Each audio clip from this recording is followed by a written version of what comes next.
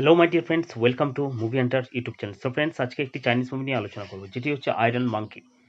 মুভিটি পরিচালনা করেছেন ইউএন ইউপিং এবং প্রধান চরিত্রে অভিনয় করেছেন ডনি ইয়েন, উরু রোংগাওয়াং, জিন ওয়াং, অ্যানজি সাং, ইয়েন সি কোয়ান, ইউগেন গুনস ই ও আরও অনেকে।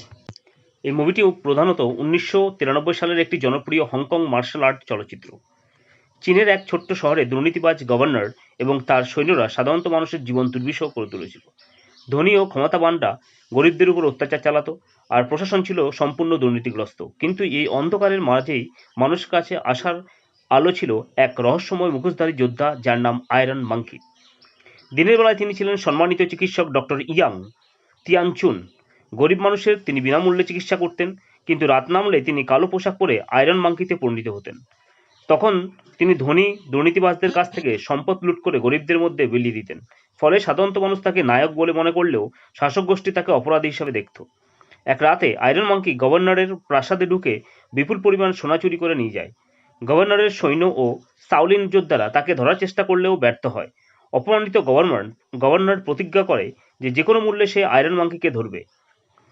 এদিকে বিখ্যাত চিকিৎসক ও মার্শাল আর্ট বিশেষজ্ঞ ওং কে ইং তার ছোট ছেলে ওয়াং ফেই হুংকে নিয়ে শহরের আসে।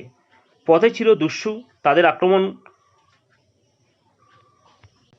এবং তাদের সেই দস্যুদের দ্বারা তারা আক্রমণিত হয় এবং কে ইং অসাধারণ যুদ্ধকৌশলে তাদের পরাজিত করেন। এই দৃশ্য দেখে সৈন্যরা সন্দেহ করেন যে তিনি হয়তো আয়রন মাঙ্কি। ফলে বাবা ছেলেকে গ্রেপ্তার করে গভর্নরের সামনে হাজির করা হয়। বিচারের সময় গভর্নর ওং ফেই হুংকে শাস্তি দেওয়ার আদেশ দেন। ঠিক তখনই আয়রন মাঙ্কি উপস্থিত হয়ে আদালতে বিশৃঙ্খলা সৃষ্টি করে এবং নিরীহ মানুষের জীবন রক্ষা করে। ওং কেই হিং ভাবেন যে এই মুখোশধারী লোকটি একজন অপরাধী। তিনি তার সঙ্গে লড়াইয়ে জড়িয়ে পড়েন। দুইজনের সমান দক্ষতা হয়, কেউ কাউকে হারাতে পারে না। শেষে আয়রন মাঙ্কি পালিয়ে যায়। গভর্নর ওং কেই ইয়ং এর দক্ষতায় মুগ্ধ হন। সে একটি নিষ্ঠুর পরিকল্পনা করেন। ওং ফেই হুংকে বন্দি করে রেখে কে ইয়াংকে আদেশ দেয় 7 দিনের মধ্যে আয়রন মাঙ্কিকে ধরতে হবে, না হলে তার ছেলেকে হত্যা করা হবে। ছেলেকে বাঁচানোর জন্য কে ইং বাধ্য হয়ে এই কাজ গ্রহণ করেন, কিন্তু শহরের সাধারণত মানুষ এতে ক্ষুব্ধ হয়ে ওঠে, কারণ তারা আয়রন মাঙ্কিকে তাদের রক্ষাকর্তা মনে করতেন। ফলে কে ইং কোথাও আশ্রয় পান না। তখন ডক্টর ইয়াং তাকে নিজের ক্লিনিকে আশ্রয় দেন। কে ইং বুঝতে পারেন এই যে ভদ্রলোক বা চিকিৎসক, আসলে তিনিই আয়রন মাঙ্কি। অন্যদিকে ছোট্ট ওং ফেই হুং অসুস্থ হয়ে পড়েন। বিভিন্ন ঘটনার মাধ্যমে সে ডক্টর ইয়াং এর ক্লিনিকে পৌঁছায়। সেখানে ইয়াং এবং তার সহকারী অর্কিড তাকে চিকিৎসা করেন। ফেই হুং খুব চঞ্চল ও দুষ্ট হলেও তার মধ্যে অসাধারণ প্রতিভা ছিল। ইয়াং এবং অর্কিড তাকে বিভিন্ন মার্শাল আর্ট কৌশল শেখাতে শুরু করেন। ধীরে ধীরে ফেই হুং তাদের পরিবারের একজন সদস্যদের মতো হয়ে ওঠে। সে বুঝতে পারে যে প্রকৃত নায়ক সেই ব্যক্তি যে দুর্বলদের সাহায্য করে। যখন সবাই আয়রন মাঙ্কিকে নিয়ে ব্যস্ত, তখন শহরে আসে আরও এক ভয়ঙ্কর শত্রু, বিশ্বাসঘাতক শাওলিন সন্ন্যাসী হিন হাং। সে একজন শাওলিন মন্দিরের সদস্য ছিল, কিন্তু ক্ষমতার লোভে সাম্রাজ্যের দালালে পরিণত হয়। তার অলৌকিক যুদ্ধকৌশল এবং নির্মম স্বভাবের জন্য সবাই তাকে ভয় পায়। হিন হাং নতুন গভর্নর হিসাবে ক্ষমতা গ্রহণ করেন। সে আগের গভর্নরের চেয়েও বেশি নিষ্ঠুর ছিল। আয়রন মাঙ্কি এবং ওং কে ইং আলাদা আলাদা সংঘর্ষে তার মুখোমুখি হয় এবং দুজনে মারাত্মকভাবে আহত হয়। তখন তারা বাধ্য হয়ে এই আশ্রয়ে ফিরে আসে। আহত অবস্থায় কে ইং আবিষ্কার করেন যে ডক্টর ইয়াংই আসলে আয়রন মাঙ্কি। প্রথমে তিনি অবাক হয়ে যান, কিন্তু পরে বুঝতে পারেন যে আয়রন মাঙ্কি কোনো অপরাধী নয়, বরং সে মানুষের জন্য নিজের জীবন ঝুঁকিতে ফেলে। দুজনের মধ্যে পারস্পরিক সম্মান জন্ম নেয়। তারা সিদ্ধান্ত নেয় যে দুর্নীতিগ্রস্ত শাসকদের বিরুদ্ধে একসঙ্গে লড়বে। হিনহাংয়ের লোকেরা ক্লিনিকের সন্ধান পেয়ে যায়। তারা সেখানে হামলা চালায়। অর্কিড একাই বহু যোদ্ধার বিরুদ্ধে লড়াই করে। তার যুদ্ধকৌশল দেখে শত্রুরা হতবাক হয়ে যায়, কিন্তু শেষ পর্যন্ত তারা কৌশলে তাকে পরাস্ত করে।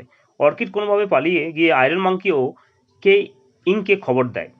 এ সময় ছোট্ট ফেই হুং ও নায়কের মতো আচরণ করে। সে ইয়াং ও অর্কিডের কাছ থেকে শেখা কৌশল ব্যবহার করে শত্রুদের বিরুদ্ধে লড়াই করে।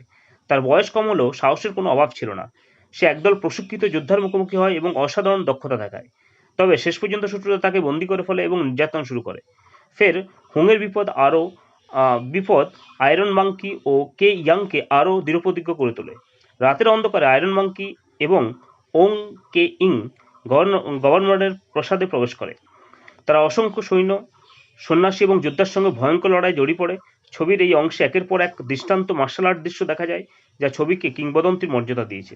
অবশেষে তারা ওং ফেই হুংকে উদ্ধার করতে সক্ষম হয়, কিন্তু সবচেয়ে কঠিন লড়াই তখনও বাকি ছিল। ছবির ক্লাইম্যাক্সে আয়রন মাঙ্কি ও ওং কে ইয়ং এর মুখোমুখি হন হিন হাং। যুদ্ধের স্থান ছিল আগুনে জ্বলতে থাকা কাঠের উঁচু খুঁটির উপর, নিচে জ্বলছিল আগুনের সমুদ্র।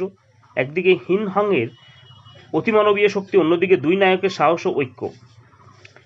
লড়াই এতটাই তীব্র ছিল যে এক মুহূর্তের জন্য দর্শকদের চোখ পর্দা থেকে সরানো যায় না। শেষ পর্যন্ত আয়রন মাঙ্কি এবং কেই ইং একসঙ্গে আক্রমণ চালিয়ে হিন হাংকে পরাজিত করে। সে আগুনের মধ্যে পড়ে গিয়ে মৃত্যুবরণ করে। শহর অবশেষে অত্যাচারমুক্ত হয়, নতুন প্রশাসন দায়িত্ব গ্রহণ করে এবং মানুষ শান্তির আশা করে। ওং কেই ইং ও তার ছেলে ফোসানে ফিরে যাওয়ার প্রস্তুতি নেয়। বিদায়ের সময় ইয়াং ও অর্কিড তাদের শুভেচ্ছা জানায়। ছোট্ট ওং ফেই হুং এই অভিজ্ঞতা থেকে অনেক কিছু শেখে। ভবিষ্যতে সে চীনের অন্যতম কিংবদন্তি মার্শাল আর্ট নায়কে পরিণত হবে, যার গল্প পরবর্তীকালে অসংখ্য চলচ্চিত্রে দেখা যায়। আয়রন মাঙ্কি শুধু একটি মার্শাল আর্টের সিনেমা নয়, এটি ন্যায়বিচার, সাহস, বন্ধুত্ব এবং দুর্নীতির বিরুদ্ধে সংগ্রামের গল্প। বিশেষ করে ডনি ইয়েনের অসাধারণ অ্যাকশন, ইউএন ইউপিং এর কোরিওগ্রাফি এবং আগুনের খুঁটির উপরে চূড়ান্ত যুদ্ধদৃশ্য আজও মার্শাল আর্ট সিনেমার ইতিহাসে অন্যতম সেরা হিসেবে পরিচিত এই মুভিটি।